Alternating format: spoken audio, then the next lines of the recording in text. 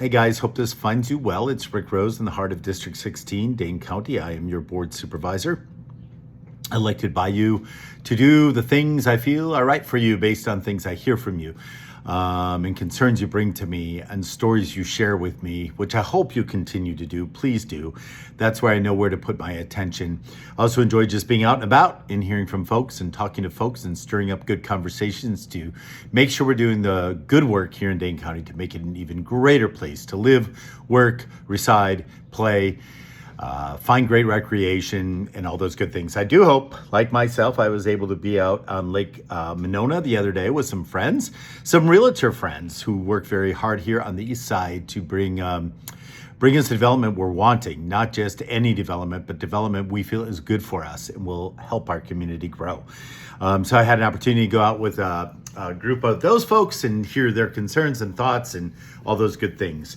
I also had the pleasure last week to go to the Mahoney Nation, just north of here by about 2.5 hours, where I was part of NATOW, which was the Native American Tourism of Wisconsin Committee. It's comprised of members of the 11 bands of recognized Native American communities here in Wisconsin as it relates to what they do for tourism.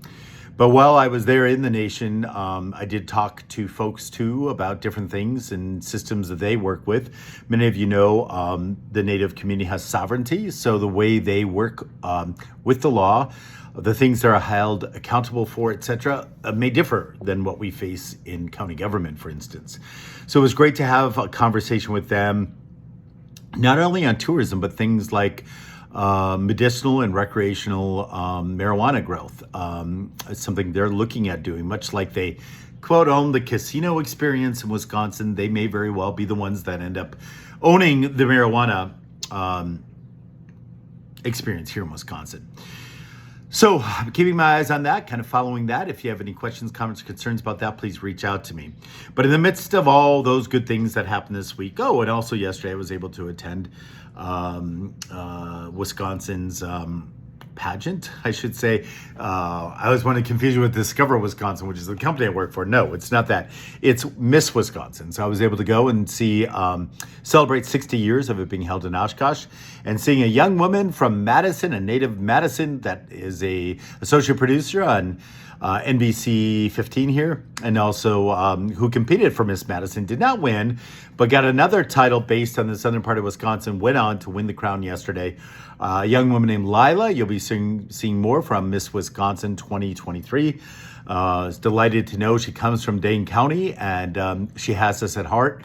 Of note, it's very interesting, her platform, or her community service initiative, they call them CSIs, is really to get out there and help people discern through the blurry and unclear world of news, and how it can relate to you in your own life and how you can interpret it, to really know what it means to have real news and not fake news, and then what you do with that news. So I wish Lila the best. I know we will be partnering on some things coming up. That being said, amidst all of that, we did have a PP&J, which is Public Protection Justice meeting, in conjunction with HHN, Health and Human Needs, and we listened to things related to the opioid crisis and the settlement dollars that are coming in. We also listened to research done by a young man at the university on teen violence, so we can learn more what to do about that. There is definitely an intersectionality to all of these things, whether it's depression, drug use, violence, all those things interact and coincide. And so was two different committees coming together to have those conversations and see how we can best serve our folks. Now, that being said, I also want to point out that we did then have a separate PP&J meeting after. And the spirit of that first meeting really caused me to speak and react in a way I did, thinking of all of you at heart about the best interests on a vote we had that night. So how it works is you vote on a committee or a couple of committees. Those votes are recommendations that are sent to the larger body, the Board of Supervisors, to vote on, and they look at the recommendation from the committees involved. This was a recommendation to appoint former Sheriff Mahoney as an acting temporary department head of a new department we are adding to Dane County that our budget put into play at the end of last year for this year's budget season, and his Department of Justice Reform. Some people call it criminal reform. I made it clear this is not necessarily prison or jail reform. We did that when we looked at the construction of the new jail. But at that time, we also listened to the concerns of the Black Caucus and said, along with building this new compromised jail with not as low of beds as we had wanted, because I did vote and side with the caucus, or as high a vote as other commissioners felt, other supervisors felt was what their community was saying to them, we found a consensus in between. But when I spoke at that time, I made it very clear that as much action as we're putting into that, we need to also be putting into a reform. So when I heard a former sheriff, now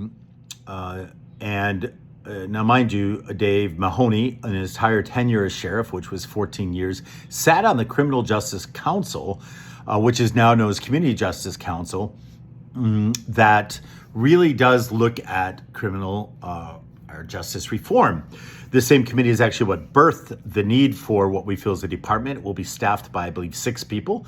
So it's a very important role to establish this office and set it right.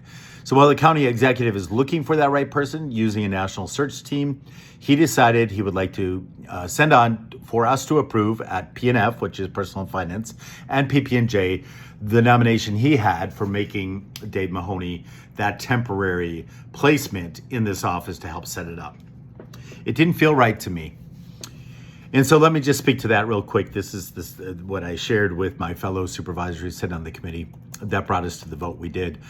So Criminal Justice Council was established, as I said, here in Dane County, technically back in 2008. It really is taking a look at what's going on in our justice system and how we can make it better. Last year, we made an amendment, Dane County Ordinance Amendment 28, which basically included 3 community members on that committee, 2 of which will have lived experience. So those 2 are serving on the committee and helped plan for what we want the new department to look like. Our partners in CJC have been Justice Planning, the Sentencing Project Center for Effective Public Policy, Advancing Pretrial Policy and Research, the Urban Institute, and an organization I'm very fond of called the Vera Institute of Justice.